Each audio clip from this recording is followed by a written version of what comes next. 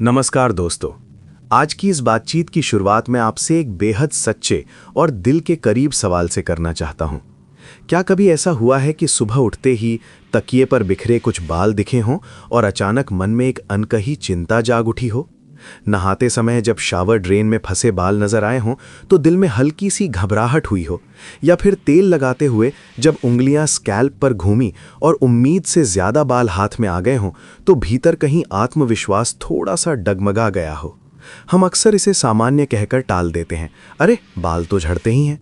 सच है, हर दिन कुछ बाल झड़ना शरीर की स्वाभाविक प्रक्रिया है, परंतु जब यही झड़ना धीरे धीरे पतलापन, कमजोर जड़ें, पीछे खिसकती हेयरलाइन या झलकता हुआ स्कैल्प बन जाए, तब ये केवल सौंदर्य का विषय नहीं रह जाता, ये मन की शांति और आत्म छवि से जुड़ जाता है। बाल हमारे व्यक्तित्व का मुकुट है। वे केवल प्रोटीन के रेशे नहीं, बल्कि हमारी ऊर्जा, स्वास्थ्य और आत्मविश्वास का प्रतिबिंब है। जब बाल बेजान लगते हैं, रूखे हो जाते हैं, टूटते हैं या झड़ते हैं, तो उसके पीछे अक्सर एक गहरी कहानी चल रही होती है।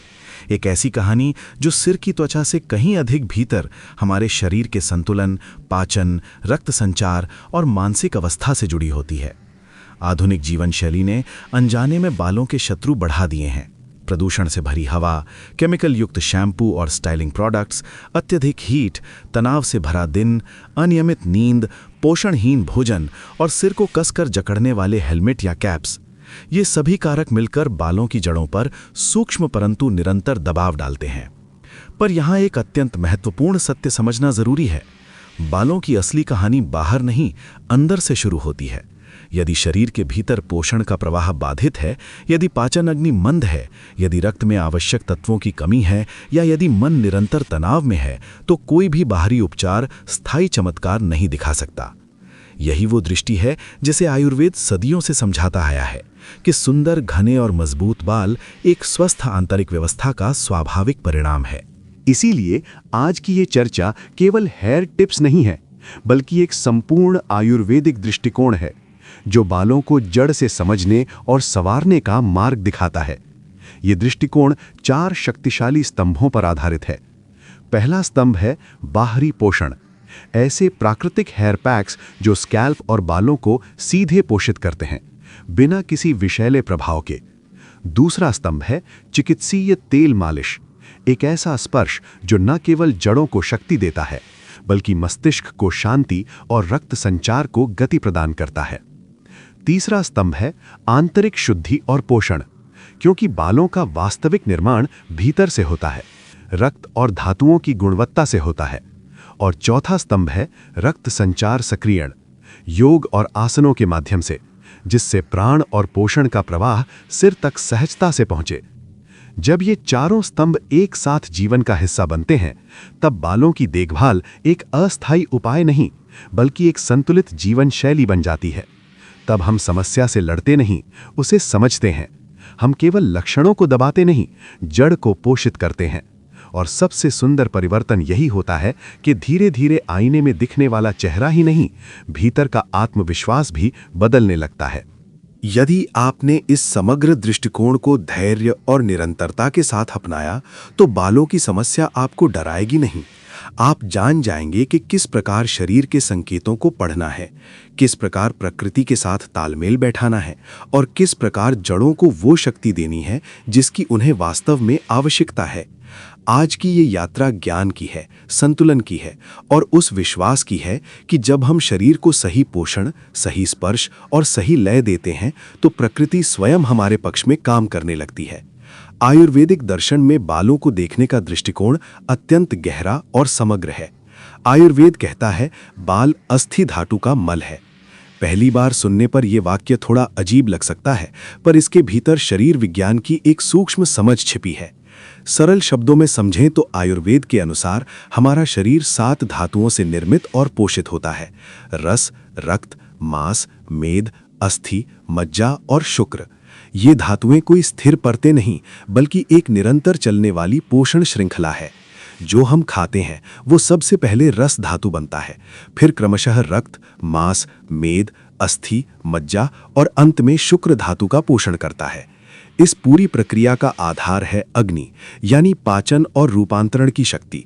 यदि अग्नि संतुलित है तो पोषण सही धातु तक पहुंचता है। यदि अग्नि मंद या विकृत है तो ये श्रृंखला कहीं न कहीं बाधित हो जाती है। अस्थि धातु, जिसे हम हड्डियों की धातु कहते हैं, इस पोषण क्रम में 5वें स्थान पर आती है। आयुर्वेद की मान्यता है कि बाल और नाखून अस्थि धातु के उप उत्पाद हैं। इसका अर्थ ये नहीं कि बाल सीधे हड्डियों से निकलते हैं, बल्कि ये कि हड्डियों और बालों का पोषण स्रोत एक ही गहरी जैविक धारा से जुड़ा है।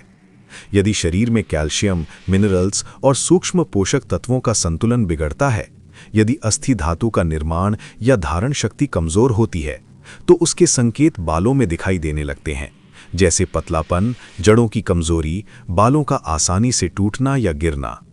आधुनिक भाषा में कहें तो ये शरीर के मेटाबॉलिज्म, हार्मोनल संतुलन और माइक्रोन्यूट्रिएंट स्टेटस का प्रतिबिंब है। अब दोषों की भूमिका को समझना आवश्यक है।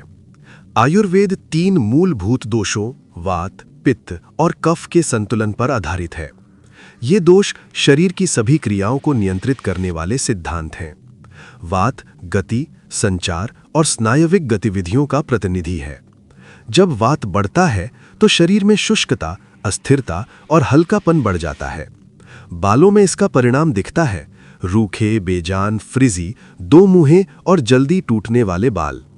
स्कैल्प में ड्राइनेस, खुजली या टाइटनेस की अनुभूति भी वात असंतुलन का संकेत हो सकती है। पित्त दोष रूपांतरण, ऊष्मा और एंजाइमेटिक क्रियाओं से जुड़ा है। जब पित्त बढ़ता है तो अधिक गर्मी, सूजन और तीव्रता शरीर में बढ़ती है।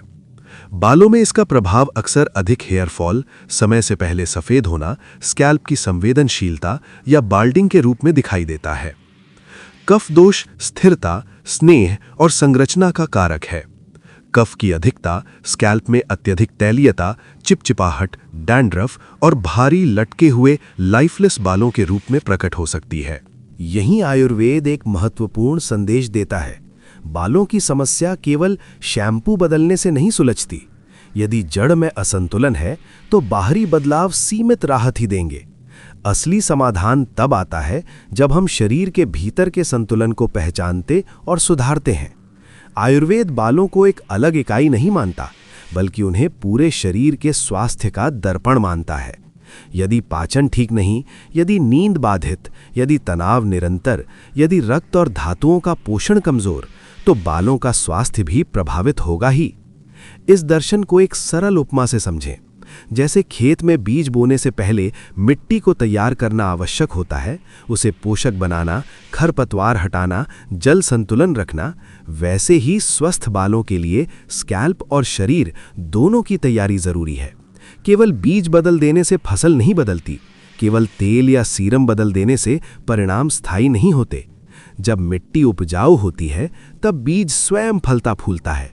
ठीक उसी प्रकार जब शरीर की अग्नि संतुलित, धातुओं का पोषण सुचारू, दोषों का संतुलन स्थिर और मन शांत होता है, तब बालों में स्वाभाविक घनत्व, चमक और मजबूती लौटने लगती है। यहीं आयुर्वेद एक महत्वपूर्ण संदेश देता है। बालों की समस्या केवल शैम्पू बदलने से नहीं सुलझती। यदि जड़ में असंतुलन है तो बाहरी बदलाव सीमित राहत ही देंगे। असली समाधान तब आता है जब हम शरीर के भीतर के संतुलन को पहचानते और सुधारते हैं। आयुर्वेद बालों को एक अलग इकाई नहीं मानता, बल्कि उन्हें पूरे शरीर के स्वास्थ्य का दर्पण मानता है। यदि पाचन ठीक नहीं, यदि नींद बाधित, यदि तनाव निरंतर, यदि रक्त और धातुओं का पोषण कमजोर, तो बालों का स्वास्थ्य भी प्रभावित होगा ही। इस दर्शन को एक सरल उपमा से समझें।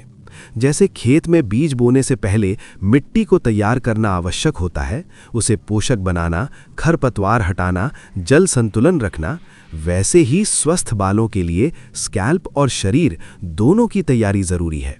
केवल बीज बदल देने से फसल नहीं बदलती, केवल तेल या सीरम बदल देने से परिणाम स्थायी नहीं होते। जब मिट्टी उपजाऊ होती है तब बीज स्वयं फलता फूलता है। ठीक उसी प्रकार जब शरीर की अग्नि संतुलित, धातुओं का पोषण सुचारू, दोषों का संतुलन स्थिर और मन शांत होता है, तब बालों में स्वाभाविक घनत्व, चमक और मजबूती लौटने लगती है। आयुर्वेदिक दृष्टिकोण हमें यही सिखाता है कि बालों की देखभाल एक बाहरी सौंदर्य प्रक्रिया नहीं, बल्कि आंतरिक संतुलन की साधना है।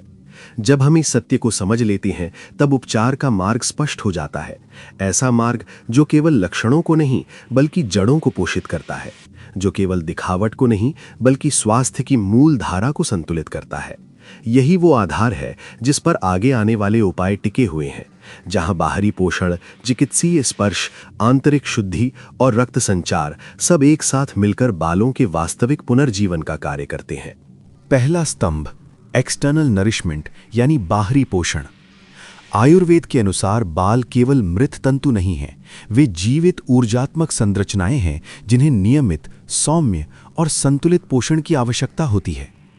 बाहरी पोषण का अर्थ केवल कंडीशनर लगाना नहीं, बल्कि ऐसे तत्वों का चयन करना है जो बालों और स्कैल्प की प्रकृति के अनुरूप हों, विष रहित हों और जड़ों की जैविक क्रियाओं के साथ सामंजस्य बिठाएं। आधुनिक कॉस्मेटिक उत्पाद अक्सर तात्कालिक चमक तो देते हैं, पर लंबे समय में केमिकल लोड स्कैल्प के माइक्रोबायोम, सीबम संतुलन और क्यूटिकल संरचना को प्रभावित कर सकता है।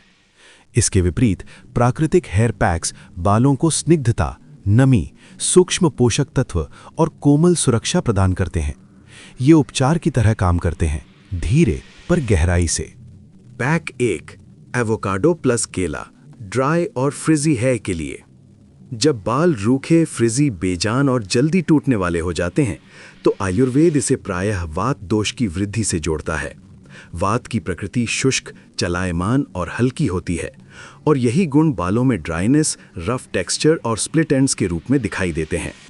ऐसे में आवश्यक है स्निग्ध, पोषक और हाइड्रेटिंग तत्वों का प्रयोग। एवोकाडो इस संदर्भ में एक उत्कृष्ट घटक है।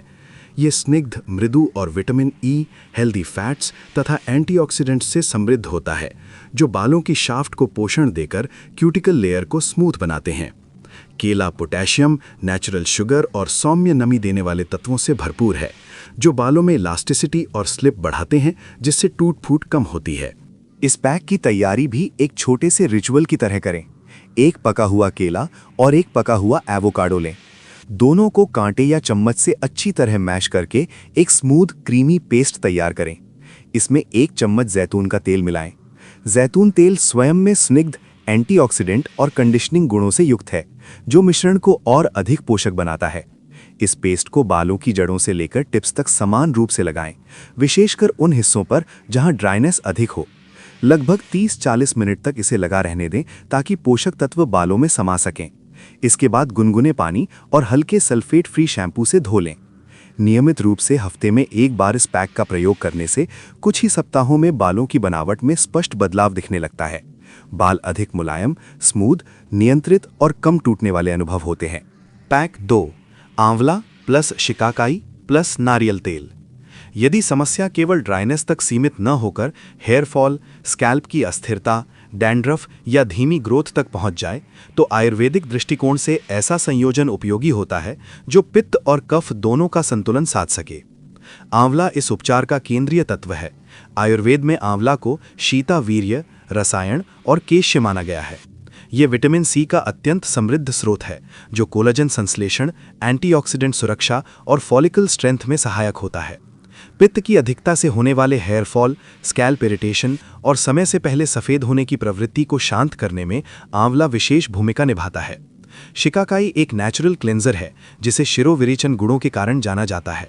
ये स्कैल्प को साफ करता है, पर प्राकृतिक तेलों को पूरी तरह नहीं हटाता, जिससे ड्राइनेस और ओवर क्लीनिंग से बचाव होता है। नारियल तेल सूक्ष्म, शीतल और गहराई तक बैठने वाला होता है, जो प्रत्येक फॉलिकल को पोषण देकर प्रोटीन लॉस कम करने में मदद करता है। इस मिश्रण की तैयारी सरल है, पर प्रक्रिया का सौम्यपन महत्वपूर्ण है। एक पैन में 1 चम्मच आंवला पाउडर, 1 चम्मच शिकाकाई पाउडर और 2 चम्मच नारियल तेल डालें। धीमी आंच पर इसे धीरे धीरे गर्म करें जब तक मिश्रण हल्का उबलने न लगे। अधिक तेज आंच से बचें, क्योंकि आयुर्वेदिक द्रव्यों के सूक्ष्म गुण कोमल ताप पर ही सुरक्षित रहते हैं। इसके बाद मिश्रण को छान लें और तेल को गुनगुना होने दें। इस गुनगुने तेल से स्कैल्प की हल्की गोलाकार मालिश करें। यह मालिश केवल तेल लगाने की क्रिया नहीं, बल्कि जड़ों को जागृत करने और रक्त संचार बढ़ाने का माध्यम है। तेल को कम से कम 1 घंटे तक लगा रहने दें, या यदि संभव हो तो रात भर। अगली सुबह हल्के शैम्पू से धो लें। ये पैक और तेलीय उपचार बालों की जड़ों को पुनः सक्रिय करने, स्कैल्प के वातावरण को संतुलित करने और फॉलिकल्स को पोषण देने का कार्य करता है।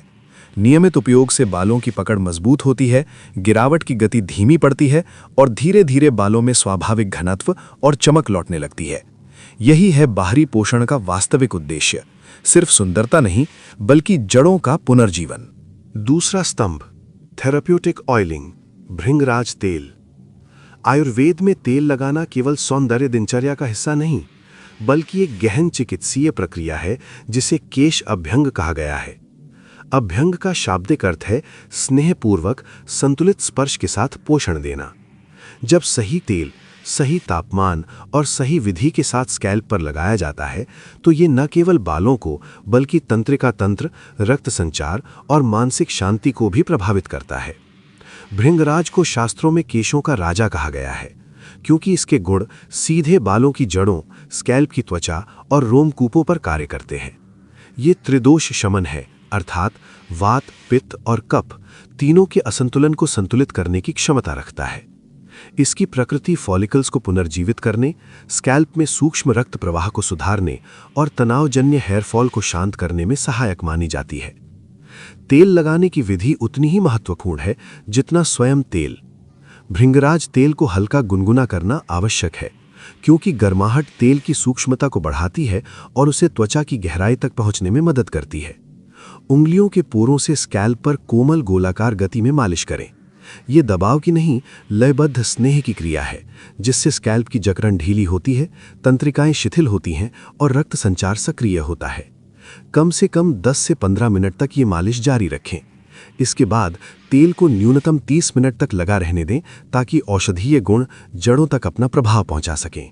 क्लिनिकल अनुभव भी इस सिद्धांत की पुष्टि करते हैं। एक 35 वर्षीय सॉफ्टवेयर इंजीनियर जिसकी जीवन शैली में अत्यधिक मानसिक तनाव, अनियमित नींद और तेज हेयरफॉल शामिल था, उसने केवल 3 सप्ताह तक प्रतिदिन भृंगराज तेल से स्कैल्प मालिश को अपनाया। परिणाम स्वरूप हेयरफॉल में स्पष्ट कमी आई। कारण सरल है, स्कैल्प की मांसपेशियों का रिलैक्सेशन और रक्त प्रवाह का सक्रिय होना। जब जड़ों तक पोषण और प्राण प्रवाह सुचारू होता है तो बालों का जीवन चक्र संतुलित होने लगता है। यही है चिकित्सीय तेल मालिश का वास्तविक प्रभाव, बाहरी स्पर्श के माध्यम से आंतरिक संतुलन। तीसरा स्तंभ, internal nutrition and detox. Ayurveda का एक अटल सिद्धांत है, केश पोषण भीतर से प्रारंभ होता है। बालों की जड़ें त्वचा में दिखती हैं, पर उनका वास्तविक पोषण रक्त, धातुओं और पाचन की गुणवत्ता से तय होता है। यदि भीतर की भूमि अशुद्ध, पोषणहीन या अवशोषण में कमजोर है तो बाहरी तेल और पैक सीमित परिणाम ही देंगे। इसलिए आंतरिक शुद्धि और संतुलित आहार इस यात्रा का अनिवार्य स्तंभ है। जब हम शरीर को आवश्यक सूक्ष्म पोषक तत्व, एंटीऑक्सीडेंट्स और रक्तवर्धक घटक देते हैं, तब फॉलिकल्स तक पोषण का प्रवाह सहज होता है और बालों का जीवन चक्र सुदृढ़ बनता है। इसी उद्देश्य से एक सरल किंतु प्रभावशाली पेय हेयर ग्रोथ जूस उपयुक्त माना जाता है। उबला हुआ चुकंदर, ताज़ी गाजर, सेब, खीरा और थोड़ा सा अदरक लेकर इन्हें एक साथ मिक्स कर लें। सप्ताह में 2 बार सुबह खाली पेट इसका सेवन करें। चुकंदर रक्तवर्धक और हीमोग्लोबिन सहयोगी है।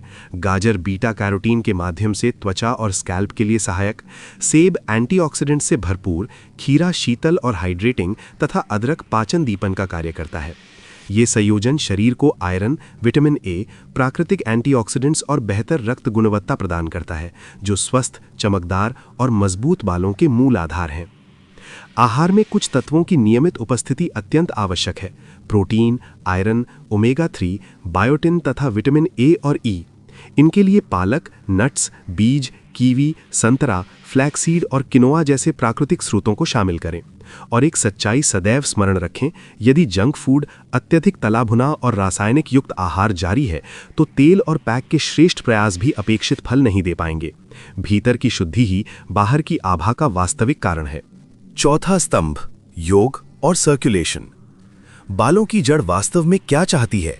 केवल बाहरी तेल या शैम्पू नहीं, बल्कि भीतर से मिलने वाला पोषण, रक्त और प्राण। जब खोपड़ी तक शुद्ध, ऑक्सीजन समृद्ध रक्त सहज रूप से पहुंचता है और साथ ही प्राण प्रवाह संतुलित रहता है, तभी हेयर फॉलिकल्स जागृत, सक्रिय और दीर्घजीवी बने रहते हैं। आधुनिक विज्ञान भी मानता है कि माइक्रो सर्कुलेशन यानी सूक्ष्म रक्त संचार फॉलिकल के स्वास्थ्य की आधारशिला है। वहीं योग दृष्टि कहती है कि जहां प्राण का प्रवाह अवरुद्ध होता है वहां ऊतक दुर्बल होने लगते हैं। इसलिए योग केवल व्यायाम नहीं बल्कि सिर की त्वचा तक जीवन शक्ति पहुंचाने की सूक्ष्म प्रक्रिया है। हस्तपादासन जैसे अग्र विनम्र आसन सिर की ओर रक्त प्रवाह को बढ़ाते हैं, जिससे खोपड़ी को ताज़ा पोषण मिलता है। पश्चिमोत्तानासन तंत्रिका तंत्र को शांत करता है, तनाव हार्मोन के प्रभाव को घटाता है और अप्रत्यक्ष रूप से हेयर फॉलिकल्स पर पड़ने वाले दबाव को कम करता है।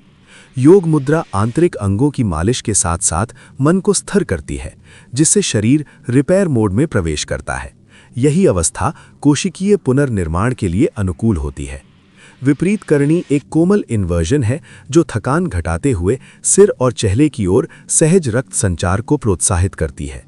सर्वांगासन उचित सावधानी और मार्गदर्शन के साथ अंतःस्त्रावी तंत्र को संतुलित करने में सहायक माना जाता है, जिससे हार्मोनल असंतुलन के कारण होने वाले बाल झड़ने पर सकारात्मक प्रभाव पड़ सकता है। रोजाना केवल 10-15 मिनट का समर्पित अभ्यास खोपड़ी की सूक्ष्म धमनियों को सक्रिय करता है, कोशिकाओं तक अधिक पोषण पहुंचाता है और प्राण प्रवाह को संतुलित रखता है। जब रक्त संचार सुधरता है तो फॉलिकल्स को निरंतर ऊर्जा और निर्माण तत्व मिलते हैं। परिणाम स्वरूप उनकी जीवन रेखा, उनकी फॉलिकल लाइफ लंबी और सुदृढ़ होती है। योग का ये स्तंभ हमें याद दिलाता है कि स्वस्थ बालों का रहस्य बाहर से कम, भीतर से अधिक पोषित होता है। स्वस्थ, घने और सशक्त बाल किसी एक उपाय का परिणाम नहीं होते, बल्कि नियमित रूप से अपनाई गई 4 आधारशिलाओं की संयुक्त साधना होते हैं। दैनिक स्तर पर सुबह का योग शरीर में रक्त संचार और प्राण प्रवाह को सक्रिय करता है, जिससे खोपड़ी तक पोषण का प्रवाह बेहतर होता है। इसके साथ संतुलित और पोषक आहार बालों की जड़ों को आवश्यक प्रोटीन, खनिज और विटामिन प्रदान करता है, क्योंकि फॉलिकल्स वही बनाते हैं जो शरीर को भीतर से मिलता है। दिन के अंत में सप्ताह में कम से कम 3 बार की जाने वाली शाम की तेल मालिश खोपड़ी को शिथिल करती है, तनाव घटाती है और स्थानीय सर्कुलेशन को प्रोत्साहित करती है, जिससे जड़ों को स्थिरता और आराम मिलता है। साप्ताहिक देखभाल में हेयर पैक एक पुनर्स्थापनात्मक परत की तरह कार्य करता है, जो खोपड़ी को शुद्ध करता है, अतिरिक्त तैलीयता या शुष्कता को संतुलित करता है और बाहरी पोषण देता है। हर पखवाड़े लिया गया जूस शरीर को एंटीऑक्सीडेंट्स और सूक्ष्म पोषक तत्वों का सघन स्रोत प्रदान करता है, जो कोशिकीय स्तर पर मरम्मत और डिटॉक्स में सहायक होते हैं। इन सभी स्तंभों का वास्तविक प्रभाव देखने के लिए न्यूनतम 3 महीनों की निरंतरता आवश्यक है, क्योंकि बालों का जीवन चक्र एनाजेन, कैटाजेन और टेलोजेन समय के साथ ही परिवर्तन दिखाता है। धैर्य और अनुशासन के साथ अपनाई गई ये दिनचर्या ही स्थायी परिणामों की कुंजी बनती है। दोस्तों, बाल झड़ना अपने आप में कोई बीमारी नहीं, बल्कि शरीर का एक सूक्ष्म संकेत है, एक संदेश कि भीतर कहीं संतुलन, पोषण या शांति की कमी है। जब शरीर कहता है मुझे संतुलन दो, पोषण दो, शांति दो, तो उसका सबसे गहरा संबंध हमारे मानसिक और शारीरिक तनाव से होता है। तनाव केवल मन की अवस्था नहीं, ये हार्मोनल प्रतिक्रियाओं को प्रभावित करता है, रक्त संचार को बाधित करता है और बालों की जड़ों तक पहुंचने वाले आवश्यक पोषक तत्वों को कम कर देता है। परिणाम स्वरूप जड़ें धीरे धीरे कमजोर पड़ती हैं। इसलिए बाहरी देखभाल के साथ साथ आंतरिक शांति अनिवार्य है। तेल लगाइए, योग कीजिए, अच्छा खाइए, पर मन को भी स्थिर और शांत रखिए। बालों को लेकर घबराइए नहीं, प्रक्रिया पर विश्वास रखिए। निरंतरता और धैर्य ही वास्तविक परिवर्तन के आधार हैं। शांत, सुकून देने वाले संगीत की भावना के साथ आज ही रात भृंगराज तेल से हल्की मालिश करिए और अपने अनुभव को महसूस कीजिए। कमेंट में साझा करिए कि आपकी सबसे बड़ी समस्या क्या है। यदि ये ज्ञान उपयोगी लगा हो तो इसे उन तक पहुंचाइए जिन्हें इसकी आवश्यकता है। याद रखिए, घने और स्वस्थ बाल केवल जीन्स का परिणाम नहीं, बल्कि संतुलित जीवन शैली और मन की शांति का प्रतिबिंब है। नमस्कार।